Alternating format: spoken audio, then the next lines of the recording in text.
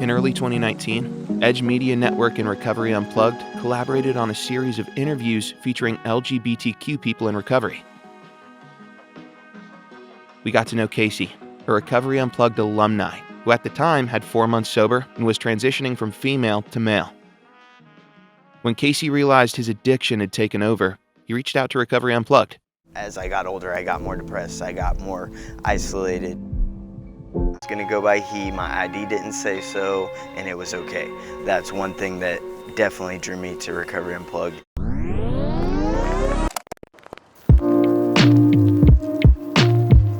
"10 months later, we paid Casey another visit to catch up with him and talk about his life and recovery.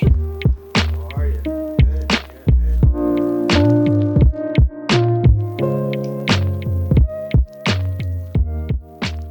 About 2 weeks ago, I got 14 months sober, so that's awesome. It's just complete gratitude, like every day when I wake up.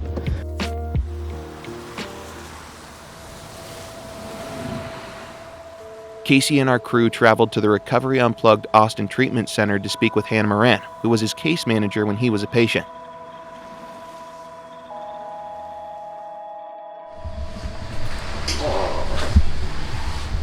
I watched him walk in here sad and broken.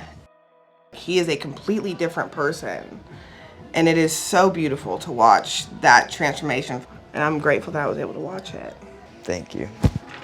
Well, yeah, So you're good. a completely different person. Recovery than you Unplugged's walked in court liaison and case managers can assist clients with pending legal issues by providing their attorneys and the courts with progress reports and any other documentation needed. This type of assistance can take some of the burden off the client so they can focus on their recovery.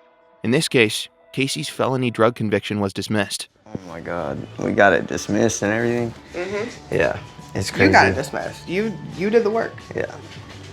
I just wrote a couple letters.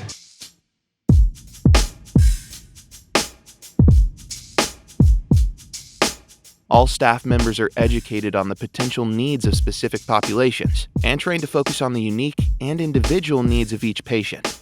Casey received gender-affirming treatment and was tended to in the same manner as other men under Recovery Unplugged's care.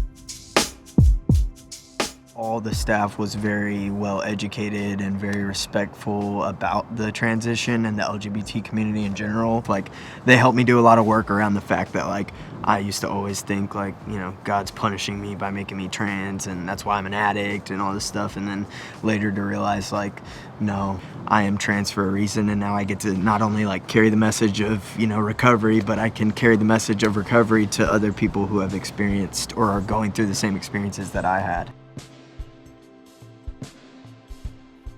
Casey remains connected to the Recovery Unplugged family through the alumni team, which hosts a weekly community meeting at the treatment center. The meeting is attended by those currently in treatment and alumni of the program. These meetings allow open discussion on recovery-based topics, encouraging individuals with varying lengths of recovery time to help and support each other.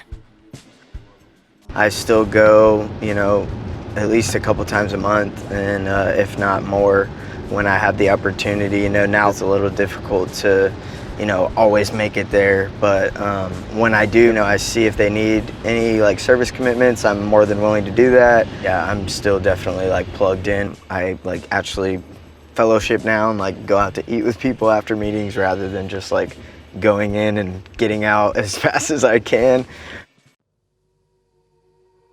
Casey traveled from Houston to attend treatment at Recovery Unplugged, and after completing the program, decided to stay and make Austin his home. I don't think I ever would have continued being sober unless I had a safe place to go and begin that journey. That wasn't an option for me to continue transitioning and get sober in Houston. I get to, you know, be completely open about myself in a city where I know I'm not going to be judged and I can feel safe in any meeting, restaurant, etc., you know. And I've come a lot further in my transition since getting sober, because being on drugs, like, you know, delayed a lot of those, like, physical parts of my transition.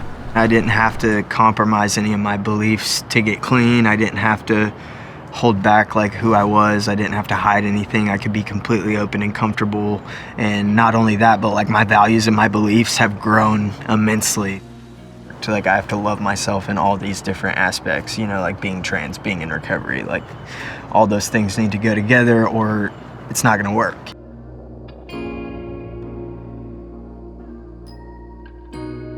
I know it feels hopeless and empty and miserable right now, but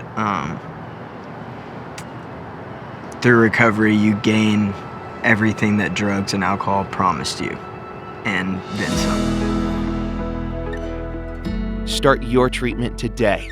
Call us or click the link in the description.